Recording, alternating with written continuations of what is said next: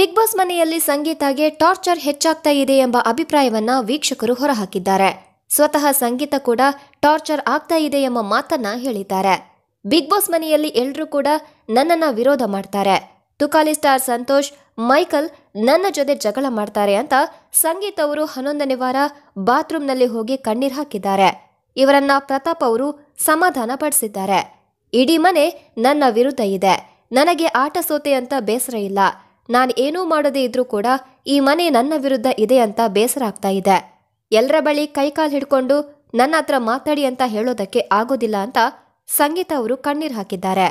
ನನ್ ಜೊತೆ ಸುಮ್ನೆ ಜಗಳ ಆಡ್ತಾರೆ, ನನಗೆ ಜಗಳ ಆಡೋದಕ್ಕೆ ಇಂಟ್ರೆಸ್ಟ್ ಇಲ್ಲ, ಏನಾದ್ರೂ ಹೇಳಿದ್ನಾ ಕೂಗಾಡಿದ್ನಾ, ಯಾಕೆ ಸುಮ್ನೆ ಕೆದಕಿ ಬರ್ತಾರೆ, ನಾನವರಿಗೆ ಬಕೆಟ್ ಹಿಡಿಯಲ್ಲ ಅಂತ ಹೀಗೆ ಮಾಡೋದಾ, ನನಗೆ ತುಕಾಲಿ ಸ್ಟಾರ್ ಅವರಿಗೆ ಶೇಕ್ ಹ್ಯಾಂಡ್ ಮಾಡೋದಕ್ಕೆ ಇಷ್ಟ ಇಲ್ಲ, ಇದು ನನ್ನ ತಪ್ಪ, ನಾನು ಯಾರಿಗೆ ಏನ್ ಮಾಡಿದ್ದೀನಿ, ಸುಮಾರು ವಿಷಯದಲ್ಲಿ ನಾನು ಬದಲಾಗ್ತಾ ಇದ್ದೇನೆ, ಆದ್ರೂ ಕೂಡ ಅವರೆಲ್ಲ ಹೀಗೆ ಮಾಡ್ತಾ ಇದ್ದಾರೆ, ಪ್ರತಿ ಸಲ ಕ್ಯಾಪ್ಟನ್ಸಿಯನ್ನ ಕಿತ್ಕೊಳ್ತಿದ್ದಾರೆ, ಆಮೇಲೆ ಬಂದು ನೀನು ಕ್ಯಾಪ್ಟನ್ ಆಗಿದ್ಯಾ ಅಂತ ಪ್ರಶ್ನೆ ಮಾಡ್ತಾರೆ, ಆಮೇಲೆ ಎಲ್ಲರೂ ಕೂತ್ಕೊಂಡು ನನ್ನನ್ನ ಗುರಾಯಿಸ್ತಾರೆ, ಮೆಂಟಲ್ ಟಾರ್ಚರ್ ಅಂದ್ರೆ ಇದು ಅಂತ ಸಂಗೀತ್ ಅವರು ಪ್ರತಾಪ್ ಮುಂದೆ ದುಃಖವನ್ನ ತೋಡಿಕೊಂಡಿದ್ದಾರೆ.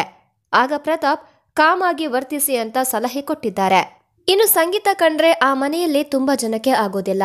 ತನಿಷಾ ಕಾರ್ತಿಕ್ ಜೊತೆಗೂ ಸಂಗೀತ ಅವರು ಮನಸ್ತಾಪ ಮಾಡ್ಕೊಂಡಿದ್ದಾರೆ. ತುಕಾಲಿ ಸ್ಟಾರ್ ಸಂತು ಅವರಿಗೂ ಸಂಗೀತ ಅಂದ್ರೆ ಆಗೋದೇ ಇಲ್ಲ. ಇನ್ನು ವಿನಯ್ ಗೌಡ ಸಂಗೀತ ಬಗ್ಗೆ ವಿಶೇಷವಾಗಿ ಏನು ಹೇಳ್ಬೇಕಾಗಿಲ್ಲ. ವರ್ತೂರ್ ಸಂತೋಷ್ ಸಂಗೀತ ಅವರು ಅಪರೂಪಕ್ಕೆ ಮಾತನಾಡಬಹುದು, ಆದ್ರೆ ಇವರಿಬ್ಬರ ಮಧ್ಯೆ ತುಂಬಾ ಭಿನ್ನಾಭಿಪ್ರಾಯ ಇದೆ. ಇನ್ನು ಮೈಕಲ್ಗೂ ಹಾಗೂ ಸಂಗೀತಗೂ ಕೂಡ ಆಗೋದಿಲ್ಲ. ಒಟ್ಟಾರೆ ಹೇಳೋದಾದ್ರೆ ಇಡೀ ಮನೆ ಸಂಗೀತ ವಿರುದ್ಧವಾಗಿ ನಿಂತಿದೆ. ಹಾಗಾಗಿ ಎಲ್ಲೋ ಒಂದ್ ಕಡೆ ಸಂಗೀತಾಗೆ ಇದ್ರಿಂದ ತುಂಬಾನೇ ಬೇಸರ ಅನಿಸಿದೆ, ಒಂಟಿಯಾಗಿದ್ದೀನಿ ಅಂತ ಅನಿಸ್ತಾ ಇದೆ. ಹಾಗಾಗಿ ವೀಕ್ಷಕರು ಒಂದು ಮನವಿಯನ್ನ ಮಾಡ್ಕೊಂಡಿದ್ದಾರೆ. ಇಡೀ ವಾರ ನೊಂದುಕೊಂಡಿದ್ದ ಸಂಗೀತಾಗೆ ಕಿಚ್ಚ ಸುದೀಪ್ ಅವರು ಸಾಂತ್ವನ ಹೇಳ್ಬೇಕು ಅಂತ ಅಭಿಮಾನಿಗಳು ಒತ್ತಾಯಿಸ್ತಾ ಇದ್ದಾರೆ.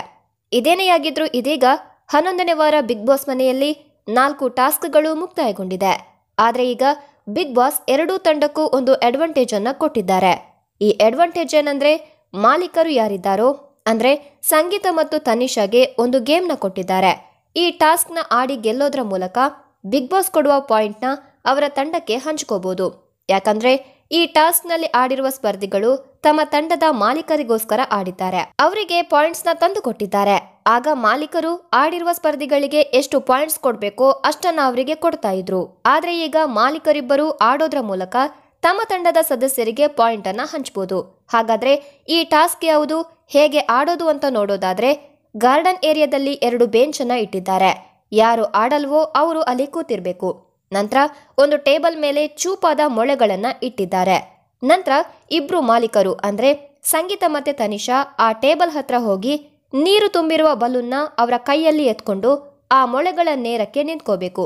ಯಾರು ಬಲೂನ್ನ ಮೊದಲು ಕೈ ಬಿಡ್ತಾರೋ ಆಗ ಬಲೂನ್ ಮೊಳೆ ಮೇಲೆ ಬಿದ್ದು ಒಡೆದು ಹೋಗುತ್ತೋ ಅವರು ಈ ಟಾಸ್ಕ್ ನಲ್ಲಿ ಸೋಲ್ತಾರೆ. ಈ ಟಾಸ್ಕ್ ನಲ್ಲಿ ಕೊನೆಗೆ ಸಂಗೀತ ಅವರು ಗೆದ್ದಿದ್ದಾರೆ. ಇನ್ನು 11ನೇ ವಾರದ ಉತ್ತಮ ಯಾರು, ಕಳಪೆ ಯಾರು, ಕ್ಯಾಪ್ಟನ್ ಯಾರು ಅಂತ ನೋಡುವ ಸಮಯ. ಇದಕ್ಕಾಗಿ ತುಂಬಾ ವೀಕ್ಷಕರು ಕಾಯ್ತಾ ಇದ್ದಾರೆ. ಆದ್ರೆ ಈ ಬಾರಿಯೂ ಕಳಪೆ ಕೊಡೋದ್ರಲ್ಲಿ ಸ್ಪರ್ಧಿಗಳು ಎಡವಿದ್ರೆ ಎಂಬ ಪ್ರಶ್ನೆಯೊಂದು ಕಾಡ್ತಾ ಇದೆ. ಇಲ್ಲಿ ಕಳಪೆ ಕೊಡುವಾಗ ಯಾರು ಯಾವ ರೀತಿ ಉತ್ತಮವಾಗಿ ಆಡಿದ್ದಾರೆ, ಯಾರು ಜಾಣ್ಮೆಯನ್ನ ಪ್ರದರ್ಶನ ಮಾಡಿದ್ದಾರೆ ಅನ್ನೋದನ್ನ ಸ್ಪರ್ಧಿಗಳು ಲೆಕ್ಕಕ್ಕೆ ತಗೊಳ್ಳದೆ ತಮಗೆ ವೈಯಕ್ತಿಕವಾಗಿ ಯಾರನ್ನ ಕಂಡ್ರೆ ಆಗಲ್ವೋ ಅವರಿಗೆ ಕಳಪೆ ಪಟ್ಟ ಕೊಟ್ಟಿದ್ದಾರೆ. ಇದು ವೀಕ್ಷಕರಿಗೂ ಇಷ್ಟವಾಗಿಲ್ಲ. ಅಂದಹಾಗೆ ಈ ವಾರ ಬಿಗ್ ಬಾಸ್ ನವರು ಫಿಸಿಕಲ್ ಮತ್ತು ಮೈಂಡ್ ಗೇಮ್ ಎರಡನ್ನೂ ಕೊಟ್ಟಿದ್ದಾರೆ. ಈ ಗೇಮ್ನ ಪ್ರತಿಯೊಬ್ಬ ಸ್ಪರ್ಧಿಗಳು ಕೂಡ ಉತ್ತಮವಾಗಿ ಆಡಿದ್ದಾರೆ. ಆದ್ರೆ ಕೆಲವೊಂದು ಕಡೆ ತೀರಾ ಫಿಸಿಕಲ್ ಅಟ್ಯಾಕ್ ಆಯ್ತು. ಅದನ್ನ ಹೊರತುಪಡಿಸಿದ್ರೆ ಎಲ್ಲರೂ ಕೂಡ ಚೆನ್ನಾಗಿ ಆಡಿದ್ದಾರೆ. ಇನ್ನು ಮಾಲೀಕರ ಕೆಲಸ ಏನಿತ್ತೋ ಅದನ್ನ ಇಬ್ರು ಮಾಲೀಕರು ಅಂದ್ರೆ ತನಿಷಾ ಸಂಗೀತ ಅದ್ಭುತವಾಗಿ ಮಾಡಿದ್ದಾರೆ. ಆದ್ರೆ ಮಾಲೀಕರ ಕೆಲಸ ಏನಿದೆಯೋ ಅದನ್ನೇ ಮಾಡಿರುವ ಸಂಗೀತಾಗೆ ಈ ವಾರದ ಕಳಪೆ ಪಟ್ಟ ಕೊಟ್ಟಿದ್ದಾರೆ. ಇಲ್ಲಿ ಉಳಿದ ಸ್ಪರ್ಧಿಗಳು ಗೇಮ್ನ ಸರಿಯಾಗಿ ಅರ್ಥ ಮಾಡಿಕೊಂಡಂತೆ ಇಲ್ಲ. ಸಂಗೀತ ಅವರು ಮಾಲೀಕರು, ಅವರು ಕ್ಯಾಪ್ಟನ್ ಅಲ್ಲ. ಟಾಸ್ಕ್ ನಲ್ಲಿ ಗೆದ್ದ ಹಣ ಮಾಲೀಕನಿಗೆ ಹೋಗ್ಬೇಕೆ ಹೊರತು ಅದೆಲ್ಲ ಟೀಮ್ನಲ್ಲಿ ಆಡಿರುವ ಕ್ಯಾಪ್ಟನ್ ಅಥವಾ ಸ್ಪರ್ಧಿಗಳಿಗೆ ಅಲ್ಲ. ಆದ್ರೂ ಮೈಕಲ್ ನಂತವರು ಸಂಗೀತ ಜೊತೆ ಜಗಳಕ್ಕೆ ನಿಂತಿದ್ರು. ಏನೇ ಆಗಿದ್ರೂ ಸಂಗೀತ ಅವರಿಗೆ ಕಳಪೆ ಕೊಟ್ಟಿದ್ದು ಸರಿಯಲ್ಲ. ಅವರು ಬಿಗ್ ಬಾಸ್ ಕೊಟ್ಟ ಟಾಸ್ಕ್ ಅನ್ನ ಅಚ್ಚುಕಟ್ಟಾಗಿ ನಿರ್ವಹಿಸಿದ್ದಾರೆ. ಅದು ಅಲ್ಲದೆ ಮಾಲೀಕರಿಗೆ ಟಾಸ್ಕ್ ಆಡುವಂತೆ ಇಲ್ಲ ಎಂಬುದಾಗಿ ಮೊದಲೇ ಬಿಗ್ ಬಾಸ್ ಸೂಚಿಸಿದ್ದಾರೆ. ಹಾಗಾಗಿ ಮಾಲೀಕರ ಕೆಲಸ ಏನಿದೆಯೋ ಅದನ್ನ ಅಚ್ಚುಕಟ್ಟಾಗಿ ನಿರ್ವಹಿಸಿರುವ ಸಂಗೀತಾಗೆ ಕಳಪೆ ಕೊಟ್ಟಿರೋದು ಸರಿಯಲ್ಲ ಅಂತಿದ್ದಾರೆ ವೀಕ್ಷಕರು. ಇದರಲ್ಲಿ ಮಹಾ ಮೋಸ ಆಗಿದೆ ಅಂತಾನೆ ಹೇಳ್ತಿದ್ದಾರೆ. ಅಂದಹಾಗೆ ಬಿಗ್ ಬಾಸ್ ಮೊದಲೇ ಹೇಳಿದಂತೆ ಟಾಸ್ಕ್ ಎಲ್ಲ ಮುಗಿದಾಗ ಯಾರ ಬಳಿ ಅತಿ ಹೆಚ್ಚು ಹಣ ಇರುತ್ತೋ ಅವರು ಕ್ಯಾಪ್ಟನ್ಸಿ ಆಡ್ತಾರೆ ಅಂತ ಬಿಗ್ ಬಾಸ್ ಹೇಳಿದ್ರು. ಅದರಂತೆ 4 ಜನ ಸ್ಪರ್ಧಿಗಳು ಕ್ಯಾಪ್ಟನ್ಸಿ ಟಾಸ್ಕ್ ಆಡೋದಕ್ಕೆ ಸೆಲೆಕ್ಟ್ ಆಗಿದ್ದಾರೆ. ಸಂಗೀತ, ಕಾರ್ತಿಕ್, ನಮ್ರತಾ ಹಾಗೆ ವಿನಯ್ ಅವರು. ತನಿಷಾ ಅವರು ಕ್ಯಾಪ್ಟನ್ಸಿ ಟಾಸ್ಕ್ನಿಂದ ಹೊರ ಉಳಿದಿದ್ದಾರೆ. ತನಿಷಾ ತಂಡ ಅತಿ ಹೆಚ್ಚು ಟಾಸ್ಕ್ ಗೆದ್ದಿದ್ರು ಕೂಡ ಸಂಗೀತ ವರ್ಸಸ್ ತನಿಷಾ ಅಂತ ಗೇಮ್ ಆಡಿಸಿದಾಗ ಸಂಗೀತ ಅವರೇ ವಿನ್ ಆಗಿದ್ದು. ಹೀಗಾಗಿ ಇವರ ಹತ್ರ ಹೆಚ್ಚು ಪಾಯಿಂಟ್ ಬಂದಿದೆ. ಒಟ್ಟಾರೆಯಾಗಿ 4 ಜನ ಕ್ಯಾಪ್ಟನ್ ಟಾಸ್ಕ್ ಅನ್ನ ಆಡಿದ್ದಾರೆ. ಇದರಲ್ಲಿ ವಿನ್ ಆಗಿದ್ದು ನಮ್ರತಾ ಗೌಡ ಅವರು. ಅಂದಹಾಗೆ ವಾರದ ಕ್ಯಾಪ್ಟನ್ ಆಗಿ ನಮ್ರತಾ ಗೌಡ ಅವರು ಆಯ್ಕೆಯಾಗಿದ್ದಾರೆ. ಹಾಗಾಗಿ ಮುಂದಿನ ವಾರದ ಎಲಿಮಿನೇಷನ್ ನಿಂದ ಕೂಡ ನಮ್ರತಾ ಪಾರಾಗಲಿದ್ದಾರೆ. ಒಟ್ನಲ್ಲಿ ನಮ್ರತಾ ಅವರು ಈ ಸೀಸನ್ ನಲ್ಲಿ ಎಲಿಮಿನೇಷನ್ ನಿಂದ ಸತತವಾಗಿ 3ನೇ ಬಾರಿ ಸೇವ್ ಆಗಿದ್ದಾರೆ ಅಂತಾನೆ ಹೇಳ್ಬೋದು. ಇನ್ನು ಈ ವಾರದ ಉತ್ತಮ ಪ್ರದರ್ಶನವನ್ನ ಮನೆಯ ಎಲ್ಲಾ ಸದಸ್ಯರು ವಿನಯ್ ಅವರಿಗೆ ಕೊಟ್ಟಿದ್ದಾರೆ ಅಂತ ಕಾಣಿಸುತ್ತೆ. ಆದ್ರೆ ಕನ್ಫರ್ಮ್ ಇಲ್ಲ, ಯಾಕಂದ್ರೆ ಲೈವ್ ನಲ್ಲಿ ಅವರು ಮಾತಾಡಿರೋದನ್ನ ತೋರಿಸಿಲ್ಲ. ಬದಲಾಗಿ ಅವರ ಆಕ್ಷನ್ ನೋಡ್ತಾ ಇದ್ರೆ ವಿನಯ್ ಅಥವಾ ನಮ್ರತಾಗೆ ಉತ್ತಮ ಸಿಕ್ಕಿರುವಂತೆ ಇದೆ. ಅಂದಹಾಗೆ ವಿನಯ್ ಅವರಿಗೆ ಉತ್ತಮ ಏನಾದ್ರೂ ಸಿಕ್ಕಿದ್ರೆ ಅದರಲ್ಲಿ ತಪ್ಪೇನೂ ಇಲ್ಲ. ಯಾಕಂದ್ರೆ ವಿನಯ್ ಅವರು ಟಾಸ್ಕ್ ನಲ್ಲಿ ಉತ್ತಮವಾಗಿ ಭಾಗಿಯಾಗಿದ್ದಾರೆ. ಕೋಲೆ ಕಾಪಾಡು ಟಾಸ್ಕ್ ನಲ್ಲಿ ವಿನ್ ಆಗಿದ್ದಾರೆ ಕೂಡ. ಇನ್ನು ಚಿತ್ರ ವಿಚಿತ್ರ ಟಾಸ್ಕ್ ನಲ್ಲೂ ಕೂಡ ವಿನಯ್ ಅವರು ಅದ್ಭುತ ಪ್ರದರ್ಶನವನ್ನ ತೋರಿಸಿದ್ದಾರೆ. ಅದ್ಭುತವಾಗಿ ಚಿತ್ರ ಬಿಡಿಸಿ ತಮ್ಮ ತಂಡದ ಗೆಲುವಿಗೆ ಕಾರಣರಾಗಿದ್ದಾರೆ ಅಂತಾನೆ ಹೇಳ್ಬೋದು. ಮನೆಯ ಇತರ ವಿಚಾರವನ್ನ ಹೊರತುಪಡಿಸಿದ್ರೆ ಟಾಸ್ಕ್ ಸಂದರ್ಭದಲ್ಲಿ ವಿನಯ್ ಅವರು ಅದ್ಭುತವಾಗಿ ಪ್ರದರ್ಶನ ಕೊಟ್ಟಿದ್ದಾರೆ. ಹಾಗಾಗಿ ಉತ್ತಮ ಕೊಟ್ರೆ ತಪ್ಪೇನಿಲ್ಲ ಅಂತ ಹೇಳ್ಬೋದು. ಆದ್ರೆ ನಮ್ಮ ಪ್ರಕಾರ ಕಳಪೆ ತುಕಾಲಿ ಅವರಿಗೆ ಸೇರ್ಬೇಕಿತ್ತು. ಯಾಕಂದ್ರೆ ತುಕಾಲಿ ಚಿತ್ರ ವಿಚಿತ್ರ ಎಂಬ ಈಸಿ ಟಾಸ್ಕ್ ನಲ್ಲೂ ಕೂಡ ತಂಡದ ಸೋಲಿಗೆ ಕಾರಣರಾಗಿದ್ದಾರೆ ಅಂದ್ರೆ ತಪ್ಪಾಗಲ್ಲ. ತುಕಾಲಿ ಸಂತೋಷ್ ಅವರಿಗೆ ಸಂಗೀತನ ಕಂಡ್ರೆ ಆಗೋದಿಲ್ಲ. ಹಾಗಾಗಿ ಆ ತಂಡವನ್ನ ಸೋಲಿಸಬೇಕು ಅನ್ನೋ ಕಾರಣಕ್ಕೆ ಚಿತ್ರವನ್ನ ವಿಚಿತ್ರವಾಗಿ ಬಿಡಿಸಿದ್ದಾರೆ ಅಂತಾನೆ ವೀಕ್ಷಕರು ಹೇಳ್ತಾ ಇದ್ದಾರೆ.